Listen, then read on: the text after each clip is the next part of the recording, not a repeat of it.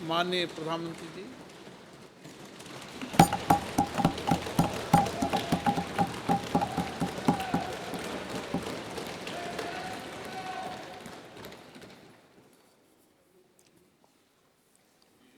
आदरणीय अध्यक्ष जी, आज का ये दिवस लोकतंत्र की एक महान परंपरा का महत्वपूर्ण दिवस है।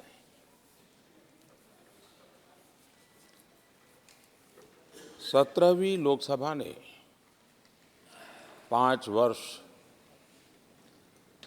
देश सेवा में जिस प्रकार से अनेकविध महत्वपूर्ण निर्णय किए, अनेक चुनौतियों को सबने अपने सामर्थ्य से देश को उचित दिशा देने का प्रयास, एक प्रकार से ही आज का दिवस हम सब की उन 5 वर्ष की वैचारिक यात्रा का, राष्ट्र को समर्पित उस समय का,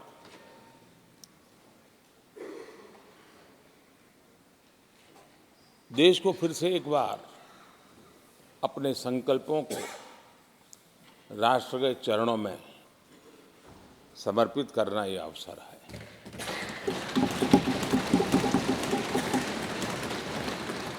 ये 5 वर्ष देश में रिफॉर्म, परफॉर्म एंड ट्रांसफॉर्म, ये बहुत रेयर होता है कि रिफॉर्म भी हो, परफॉर्म भी हो और हम ट्रांसफॉर्म होता अपनी आंखों के सामने देख पाते हो, एक नया विश्वास भरता हो। ये अपने आप में 17वीं लोकसभा से आज देश अनुभव कर रहा है और मुझे पक्का विश्वास है कि देश 17वीं लोकसभा को जरूर आशीर्वाद देता रहेगा।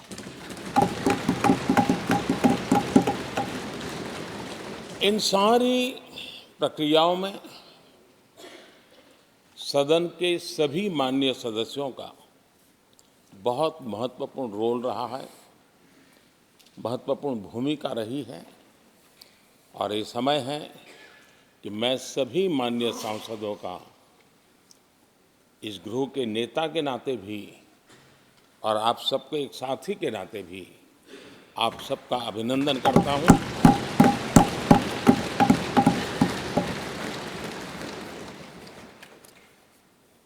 विशेष रूप से आदरणीय अध्यक्ष जी, मैं आपके प्रति भी हृदय से बहुत बहुत आभार व्यक्त करता हूं।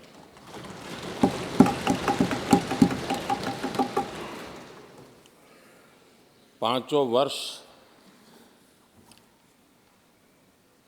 कभी कभी सुमित्रा जी मुक्त हास्य करती थी, लेकिन आप हर पल आपका चेहरा मुस्कान से भरा रहता था।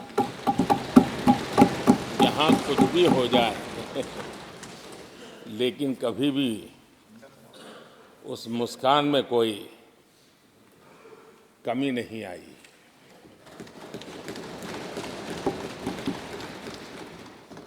अनेकविध परिस्थितियों में आपने बहुत ही संतुलित भाव से और सच्चे अर्थ में निष्पक्ष भाव से इस सदन का मार्गदर्शन किया, सदन का नेतृत्व किया।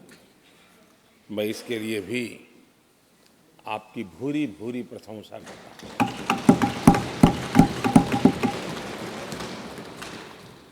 आक्रोश के पल भी आए, आरोप के भी पल आए, लेकिन आपने पूरे धैर्य के साथ इन सभी स्थितियों को संभालते हुए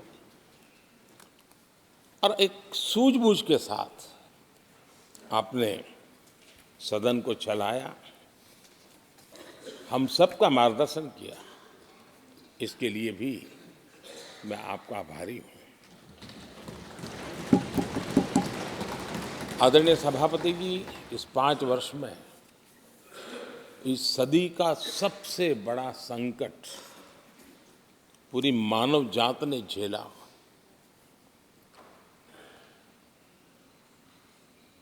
कौन बचेगा, कौन बच पाएगा, कोई किसी को बचा सकता है कि नहीं बचा सकता, ऐसी वो अवस्था थी। ऐसे में सदन में आना, ये भी अपना घर छोड़ के निकलना, ये भी संकट का काल था। उसके बाद भी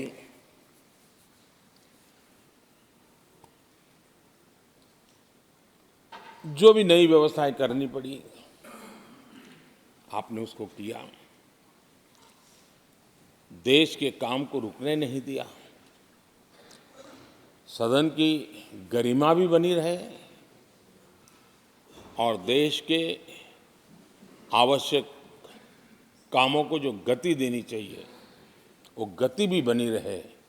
और उस काम में सदन की जो भूमिका है, वो रत्ती भर भी पीछे न रहे, इसको आपने बड़ी कुशलता के साथ संभाला और दुनिया के लिए एक उदाहरण के रूप में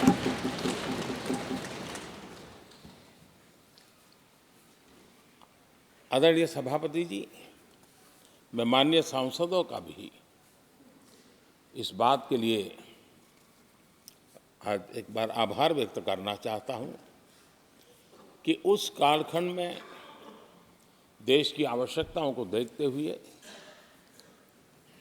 सांसद निधि छोड़ने का प्रस्ताव माननीय सांसदों के सामने रखा और एक पल के विलंब के बिना सभी माननीय सांसदों ने सांसद निधि से मुक्त।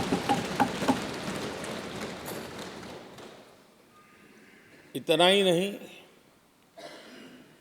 एक देशवासियों को पॉजिटिव मैसेज देने के लिए अपने आचरण से समाज को एक विश्वास देने के लिए सांसदों ने अपनी सैलरी में से 30% कटौती का निर्णय सबने खुद ने किया, ताकि देश को भी विश्वास हुआ कि ये सबसे पहले छोड़ने वाले लोग हैं। और आदरणीय सभापति जी, हम सभी सांसद बिना कारण साल में 2 बार हिंदुस्तान के मीडिया के किसी न किसी कोने में गाली खाते रहते थे कि ये सांसदों को इतना मिलता है और कैंटीन में इतने में खाते हैं, बाहर इतने में मिलता है, कैंटीन में इतने में मिलता है, बाहर यानी पता नहीं बाहर नोट लिए जाते थे। आपने निर्णय किया सबके लिए समान रेट होंगे कैंटीन में, और सांसदों ने कभी भी विरोध नहीं किया, शिकायत भी नहीं की। और सभी सांसदों की बिना कारण इतनी फजेत करने वाले लोग मजे लेते थे, उससे हम सबको आपने बचा लिया। इसके लिए भी मैं आपका आभार व्यक्त करता हूं। आदरणीय सभापति जी, ये बात सही है कि हमारे कई लोकसभा के, चाहे 17वीं हो, 16वीं हो, 15वीं हो, संसद का नया भवन होना चाहिए, इसकी चर्चा सबने की, सामूहिक रूप से की, एक स्वर से की, लेकिन निर्णय नहीं होता था। ये आपका नेतृत्व है जिसने निर्णय किया, चीज़ों को आगे बढ़ाया, सरकार के साथ अनेक मीटिंगें की, और उसी का परिणाम है कि आज देश को ये नया संसद भवन प्राप्त हुआ है। आदरणीय सभापति जी, एक संसद के नए भवन में एक विरासत का अंश और जो आज़ादी की पहली पल थी, उसको जीवंत रखने का हमेशा हमेशा हमारे मार्गदर्शक रूप में ये सेंगोल को यहाँ स्थापित करने का काम, और अब प्रतिवर्ष उसको सेरेमोनियल इवेंट के रूप में उसको हिस्सा बनाने का एक बहुत बड़ा काम आपके नेतृत्व में हुआ है, जो भारत की आने वाली पीढ़ियों को हमेशा हमेशा हमें आज़ादी के उस प्रथम पल के साथ जोड़ के रखेगा, और आज़ादी की वो पल क्यों थी हमें वो याद रहेगा, तो देश को आगे ले जाने की वो प्रेरणा भी बनी रहेगी। उस पवित्र काम को आपने किया है। आदरणीय सभापति जी, ये भी सही है कि इस कालखंड में G20 की अध्यक्षता का भारत को मिली। भारत को बहुत सम्मान मिला। देश के हर राज्य ने अपने अपने तरीके से विश्व के सामने भारत का सामर्थ्य और अपने राज्य की पहचान बखूबी प्रस्तुत की, जिसका प्रभाव आज भी विश्व के मन पर है। उसके साथ आपके नेतृत्व में G20 की तरह P20 का जो सम्मेलन हुआ और विश्व के अनेक देशों के स्पीकर्स यहाँ आए, और मदर ऑफ डेमोक्रेसी भारत किस महान परंपरा को लेकर के, किस डेमोक्रेटिक वैल्यूज को लेकर के सदियों से हम आगे बढ़े हैं। व्यवस्थाएं बदली होगी, लेकिन डेमोक्रेटिक मन भारत का हमेशा बना रहा है। उस बात को आपने विश्व के स्पीकर्स के सामने बखूबी प्रस्तुत की, और भारत को लोकतांत्रिक व्यवस्थाओं में भी एक प्रतिष्ठा प्राप्त कराने का काम आपके नेतृत्व में हुआ। आदरणीय सभापति जी, मैं एक बात के लिए आपका विशेष अभिनंदन करना चाहता हूं। शायद हमारे सभी माननीय सांसदों का और मीडिया का भी उस तरफ ध्यान नहीं गया है। हम संविधान सदन जिसको कहते हैं, जो पुरानी संसद, जिसमें महापुरुषों के जन्म जयंती निमित्त उनकी प्रतिमा को पुष्प चढ़ाने के लिए हम लोग एकत्र आते हैं, लेकिन वो एक 10 मिनट का इवेंट होता था और चले जाते थे। आपने देश भर में इन महापुरुषों के लिए वक्तृत्व स्पर्धा, निबंध स्पर्धा का एक अभियान चलाया। उसमें से जो बेस्ट ऑरेटर होते थे और बेस्ट एसेज होते थे, हर राज्य से 2-2 बालक उस दिन दिल्ली आते थे, और उस महापुरुष की जन्म जयंती के समय, पुष्प वर्षा के समय वो मौजूद रहते थे, देश के नेताओं को, और बाद में वो पूरा दिन भर रह करके उस पर अपना व्याख्यान देते थे।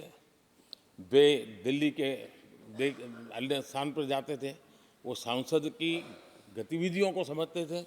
यानी अपने ये निरंतर प्रक्रिया चला करके देश के लाखों विद्यार्थियों को भारत की संसदीय परंपरा से जोड़ने का बहुत बड़ा काम किया, और ये परंपरा ये आपके खाते में रहेगी, और आने वाले समय में हर कोई बड़े गौरव के साथ इस परंपरा को आगे बढ़ाएगा।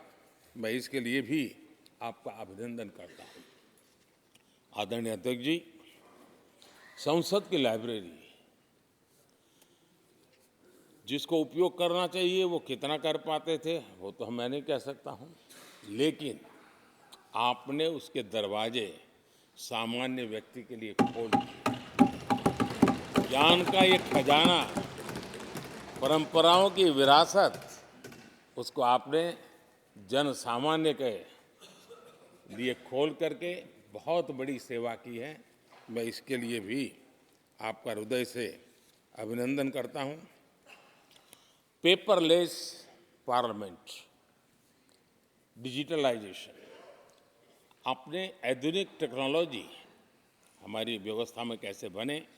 शुरू में कुछ साथियों को दिक्कत रही, लेकिन अब सब इसके आदी हो गए हैं। सब मैं देखता हूँ जब यहाँ बैठे हैं तो कुछ न कुछ करते रहते हैं। तो अपने आप में एक बहुत बड़ा काम आपने किया है। ये एक स्थायी व्यवस्थाएं आपने निर्माण की है, मैं इसके लिए आपका बहुत आभार व्यक्त करता हूँ।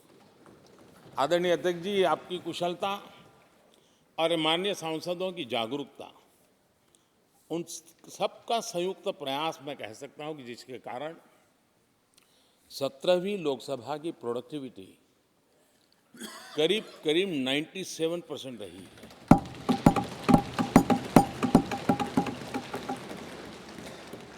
97% प्रोडक्टिविटी अपने आप में प्रसन्नता का विषय है, लेकिन मुझे विश्वास है कि आज जब 17वीं लोकसभा की हम समाप्ति की तरफ बढ़ रहे हैं, तब एक संकल्प लेकर के 18वीं लोकसभा प्रारंभ होगी कि हम हमेशा 100% से ज़्यादा प्रोडक्टिव वाली हमारी कार्यवाही करेंगे, और उसमें भी 7 सत्र 100% से भी ज़्यादा प्रोडक्टिविटी वाले रहे। ये भी, और मैंने देखा आपने रात रात बैठ करके भी हर सांसदों के मन की बात को आपने सरकार के ध्यान में लाने का भरपूर प्रयास किया। मैं इन सफलता के लिए सभी माननीय सांसदों का और सभी फ्लोर लीडर्स का भी हृदय से आभार और अभिनंदन व्यक्त करता हूँ। पहले सत्र में, 17वीं लोकसभा के पहले सत्र में दोनों सदन ने 30 विधेयक पारित किए थे। ये अपने आप में रिकॉर्ड है।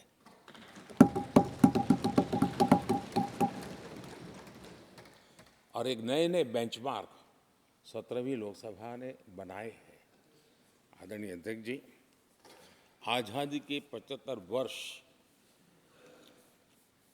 पूरा होने का उत्सव, हम सबको कितना बड़ा सौभाग्य मिला कि ऐसे अवसर पर हमारे सदन ने अत्यंत महत्वपूर्ण कामों को नेतृत्व किया, हर स्थान पे हुआ। शायद ही कोई सांसद ऐसा होगा कि जिसने आज़ादी के 75 वर्ष को लोकोत्सव बनाने में अपने अपने क्षेत्र में भूमिका अदा न की हो। यानी सचमुच में आज़ादी के 75 वर्ष को देश ने जी भर कर के उत्सव से बनाया, और उसमें हमारे माननीय सांसदों की और इस सदन की बहुत बड़ी भूमिका रही है।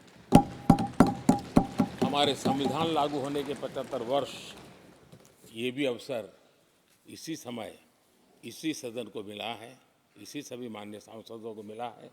और संविधान की जो भी जिम्मेवारियां, उसकी शुरुआत यहाँ से होती है, और उनके साथ ये जुड़ना ये अपने आप में बहुत बड़ी प्रेरक है।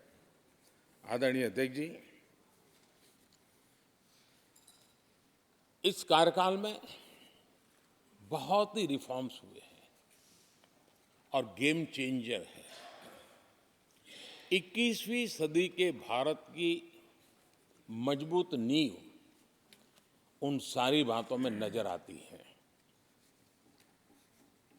एक बड़े बदलाव की तरफ तेज गति से देश आगे बढ़ा है, और इसमें भी सदन के सभी साथियों ने बहुत ही उत्तम मार्गदर्शन किया है, अपनी हिस्सेदारी जताई है, और देश,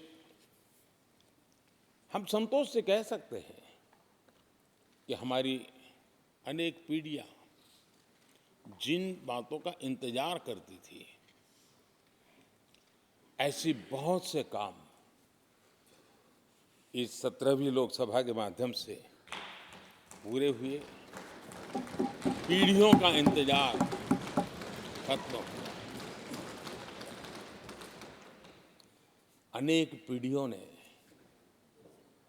एक संविधान, इसके लिए सपना देखा था, लेकिन हर पल उस संविधान में एक दरार दिखाई देती थी, एक खाई नजर आती थी, एक रुकावट चुभती थी। लेकिन इसी सदन ने धारा 360, आर्टिकल 370 हटा करके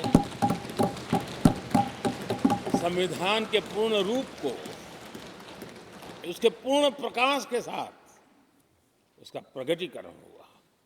और मैं मानता हूं, जब संविधान के 75 वर्ष हुए हैं, जिन जिन महापुरुषों ने संविधान को बनाया है, उनकी आत्मा जहाँ भी होगी, जरूर हमें आशीर्वाद देते होंगे।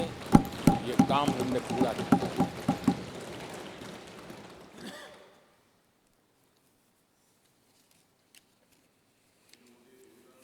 कश्मीर के भी,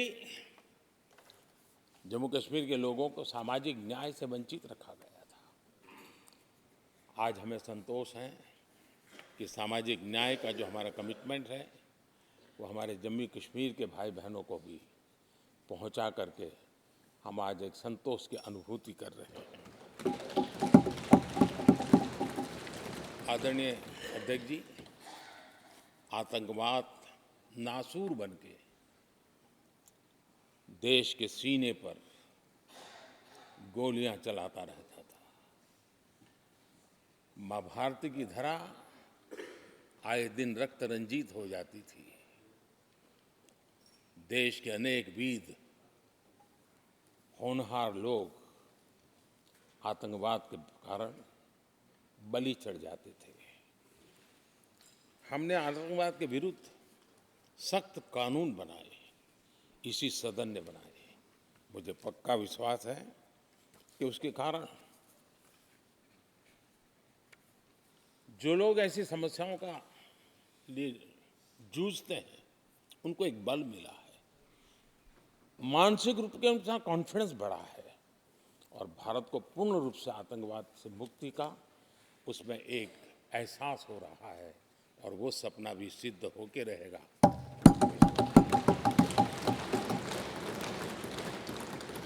हम 75 साल तक अंग्रेजों की दी हुई दंड संहिता में जीते रहे हैं। हम गर्व से कहेंगे देश को, नई पीढ़ी को कहेंगे, आप अपने पोते पोती को कह सकेंगे गर्व से कि देश 75 साल भले दंड संहिता में जिया, लेकिन अब आने वाली पीढ़ी न्याय संहिता में जिएगी, और यही सच्चा लोकतंत्र है। आदरणीय अध्यक्ष जी, मैं आपका एक बात के लिए और अभिनंदन करना चाहूंगा कि नया सदन, इसकी भव्यता वगैरह तो है ही, लेकिन उसका प्रारंभ एक ऐसे काम से हुआ है जो भारत की मूलभूत मान्यताओं को बल देता है, और वो नारी शक्ति वंदन अधिनियम। जब भी इस नए सदन की चर्चा होगी, तो नारी शक्ति वंदन अधिनियम, इसका जिक्र होकर के, यानी एक, और भले ही वो छोटा सत्र था, लेकिन दूरगामी निर्णय करने वाला सत्र था। इस नए सदन की पवित्रता का एहसास उसी पल शुरू हो गया था, जो हम लोगों को एक नई शक्ति देने वाला है, और उसी का परिणाम है कि आने वाले समय में जब बहुत बड़ी मात्रा में यहाँ हमारी माताएं बहनें बैठी होगी, देश गौरव की अनुभूति करेगा।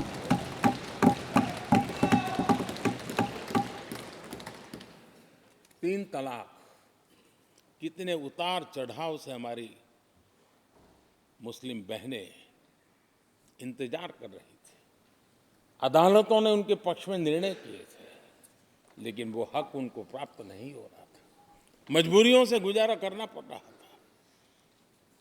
कोई प्रकट रूप से कहे, कोई अप्रकट रूप से कहे, लेकिन 3 तलाक से मुक्ति का बहुत महत्वपूर्ण और नारी शक्ति के सम्मान का काम 17वीं लोकसभा ने किया है। सभी मान्य सांसद, उनके विचार कुछ भी रहे हो, उनका निर्णय कुछ भी रहा हो, लेकिन कभी न कभी तो कहेंगे कि हाँ, इन बेटियों को न्याय देने का काम भी करने के समय हम वहाँ मौजूद हैं। पीढ़ियों से होता यह न्याय हमने पूरा किया है, और वो बहनें हमें आशीर्वाद दे रही है। आदरणीय अध्यक्ष जी, आने वाले 25 वर्ष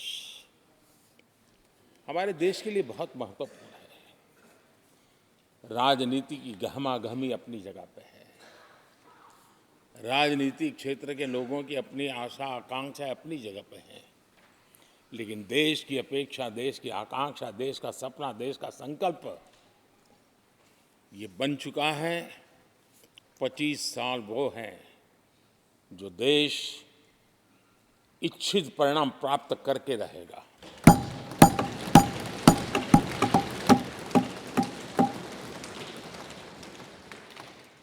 उन्नीस 1930 में जब महात्मा गांधी जी ने दांडी की यात्रा की थी, नमक का सत्याग्रह था। घोषणा होने के पहले लोगों को सामर्थ्य नजर नहीं आया था। चाहे स्वदेशी आंदोलन हो, चाहे सत्याग्रह की परंपरा हो, चाहे नमक का सत्याग्रह हो, उस समय तो घटनाएं छोटी लगती थी, लेकिन 1947 वो 25 साल का कालखंड, उसने देश के अंदर वो जज्बा पैदा कर दिया था। हर व्यक्ति के दिल में वो जज्बा पैदा कर दिया था कि अब तो आज़ाद होकर रहना है। मैं आज देख रहा हूँ कि देश में वो जज्बा पैदा हुआ है। हर गली मोहल्ले में हर बच्चे के मुंह से निकला है कि 25 साल में हम विकसित भारत बना के रहेंगे।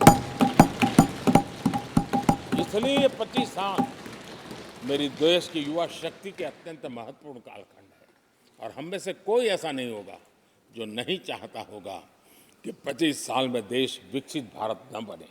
हर किसी का सपना है। कुछ लोगों ने सपने को संकल्प बना लिया है, कुछ लोग शायद संकल्प बनाते देर हो जाएगी, लेकिन जुड़ना हर एक को होगा। और जो जुड़ भी नहीं पाएंगे और जीवित होंगे तो फल तो जरूर खाएंगे। ये मेरा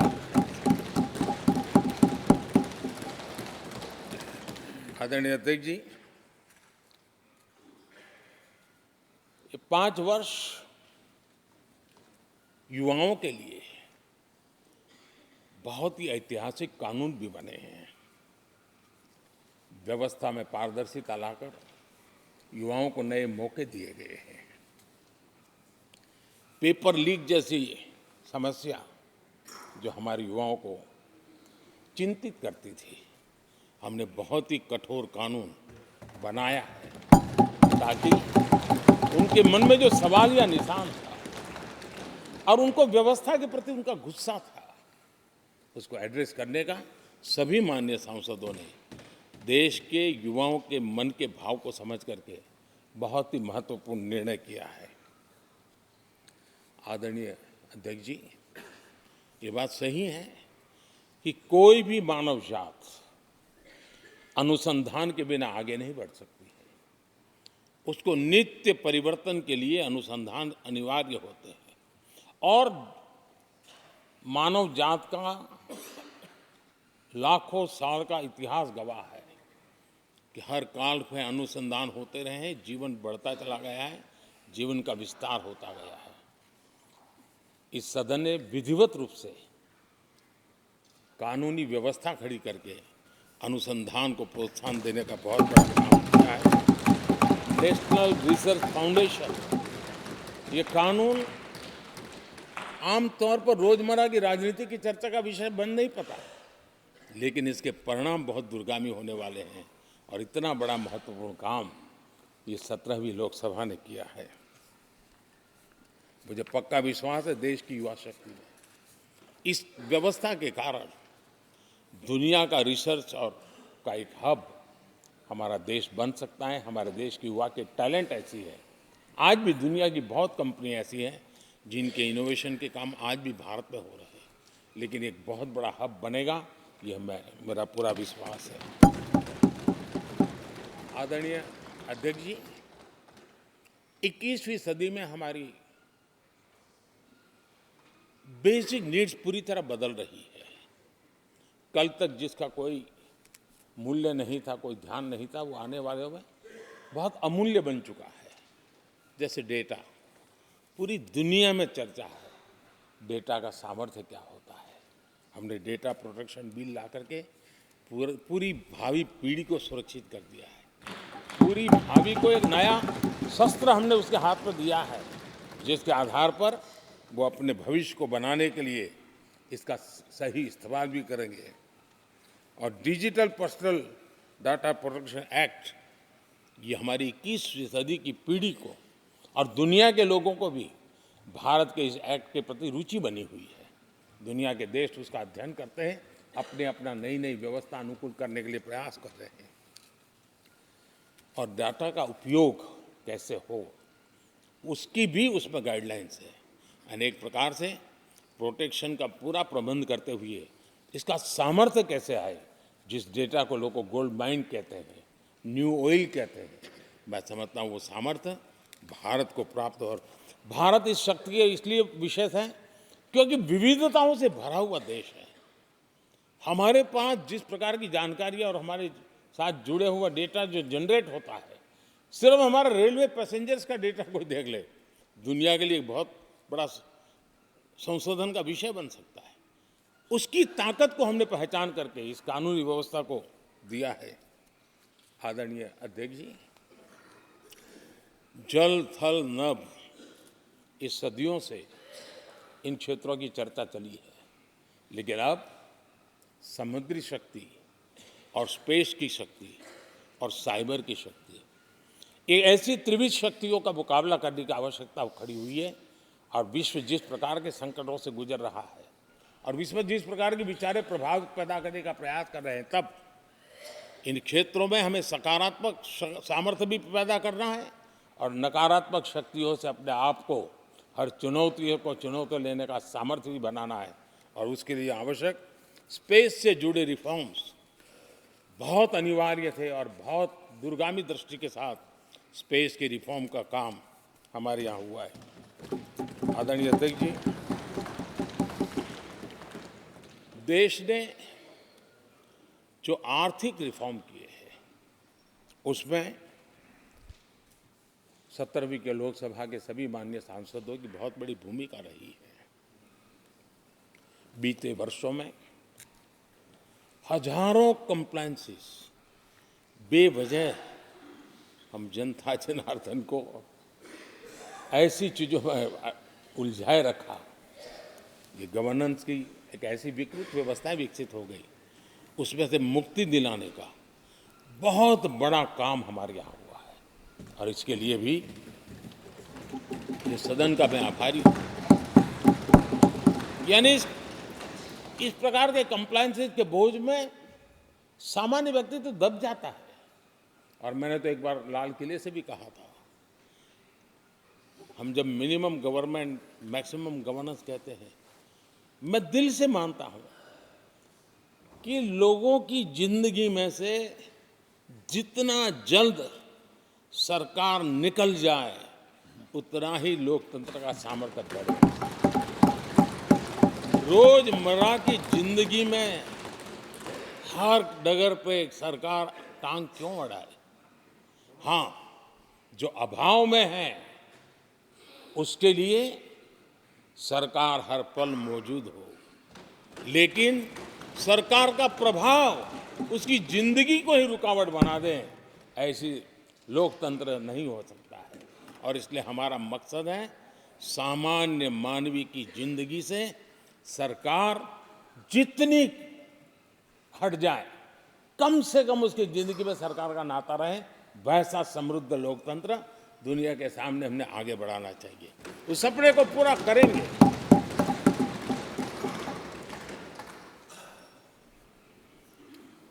आदरणीय अध्यक्ष जी, companies act, limited liability partnership act, 60 से अधिक गैर जरूरी कानूनों को हमने हटाया है। ईज ऑफ डूइंग बिजनेस, इसके लिए ये बहुत बड़ी आवश्यकता थी, क्योंकि अब देश को आगे बढ़ना है तो बहुत सारी रुकावटों से बाहर आना पड़ेगा। हमारे कई कानून तो ऐसे थे, छोटी छोटे कारणों से जेल में भर दो बस। यहाँ तक कि फैक्ट्री है और उसके शौचालय को 6 महीने में एक बार अगर व्हाइट वॉश नहीं किया है तो उसके लिए जेल थी, वो कितनी बड़ी कंपनी का मालिक क्यों न हो।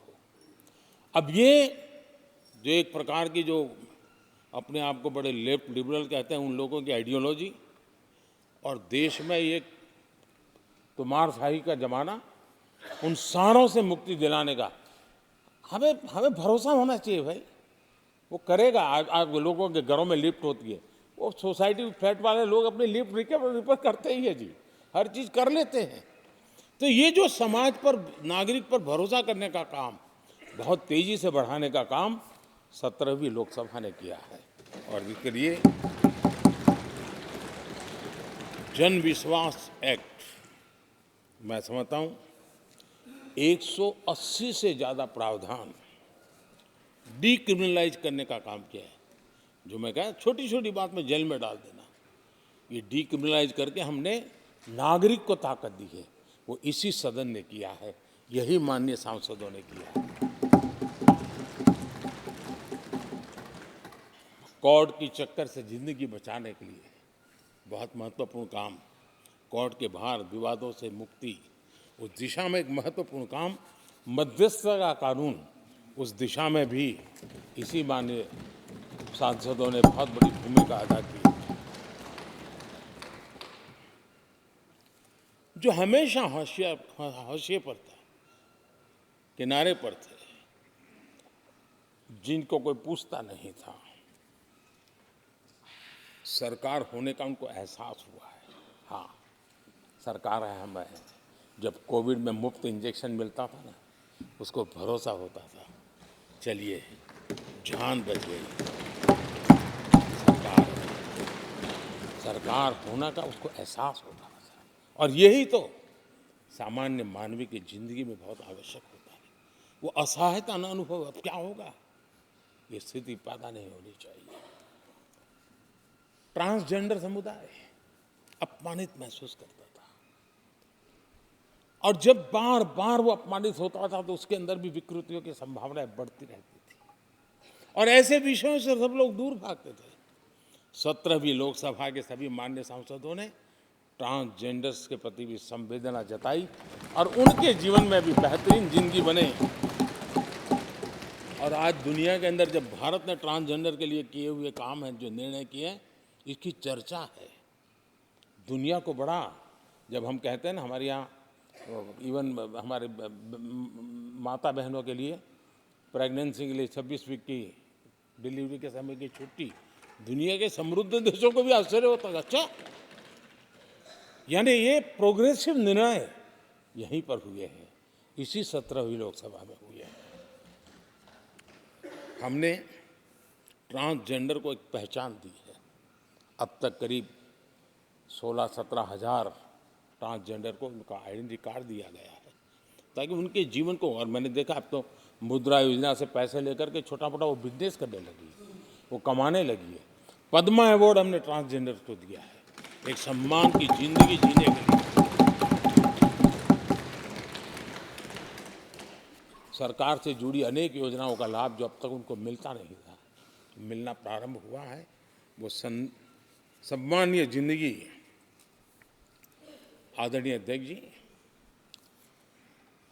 बहुत विकट काल में हमारा समय गया, क्योंकि 1.5-2 साल कोविड ने हमारे पर बहुत बड़ा दबाव डाला, लेकिन उसके बावजूद भी 17वीं लोकसभा देश के लिए बहुत उपकारक रही है, बहुत अच्छे काम किए हैं।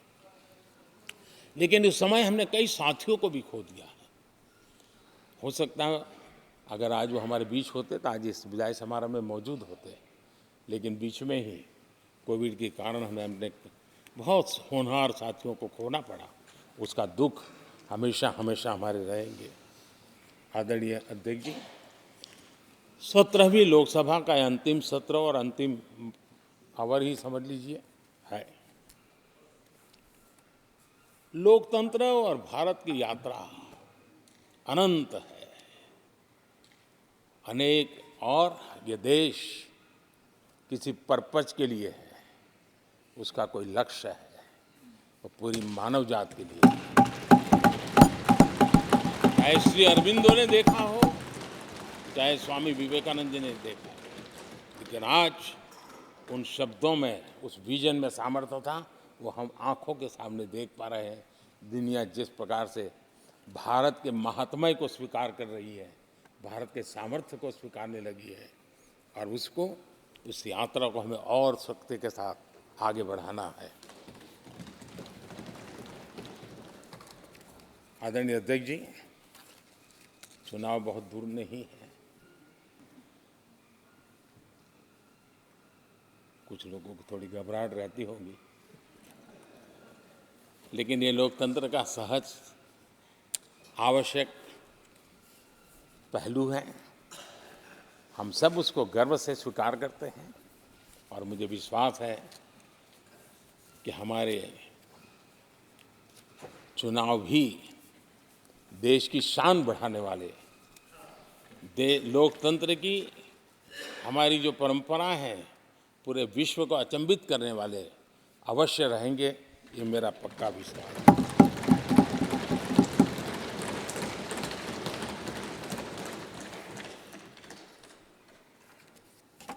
आदरणीय अध्यक्ष जी, मैं सभी माननीय सांसदों का जो सहयोग मिला है, जो निर्णय हम कर पाए हैं, और कभी कभी हमले भी इतने मज़ेदार हुए हैं कि हमारे भीतर की शक्ति भी खिल करके निकली है। और मेरा तो परमात्मा की कृपा रही है कि मुझे जब चुनौती आती है तो ज़रा और आनंद आता है। हर चुनौती को हम सामना कर पाए हैं, बड़े आत्मविश्वास और विश्वास के साथ हम चले हैं। आज राम मंदिर को लेकर के इस सदन ने जो प्रस्ताव पारित किया है, वे देश की भावी पीढ़ी को इस देश के मूल्यों पर गर्व करने की संवैधानिक शक्ति देगा।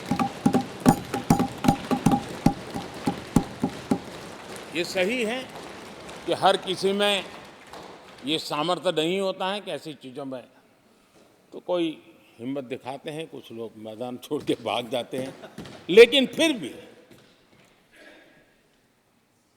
भविष्य के रिकॉर्ड को देखेंगे तो आज जो व्याख्यान वो हुए हैं, जो बातें रखी गई हैं, उसमें संवेदना भी है, संकल्प भी है, सहानुभूति भी है और सबका साथ सबका विकास के मंत्र को आगे बढ़ाने का उसमें तत्व भी है। ये देश बुरे दिन कितने ही क्यों न गए हो, हम भावी पीढ़ी के लिए कुछ न कुछ अच्छा करते रहेंगे।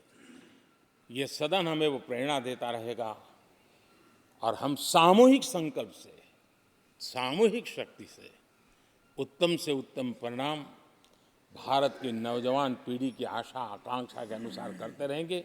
इसी विश्वास के साथ फिर एक बार आपका आभार प्रकट करता हूँ, सभी माननीय सांसदों का आभार प्रकट करता हूँ। बहुत बहुत धन्यवाद।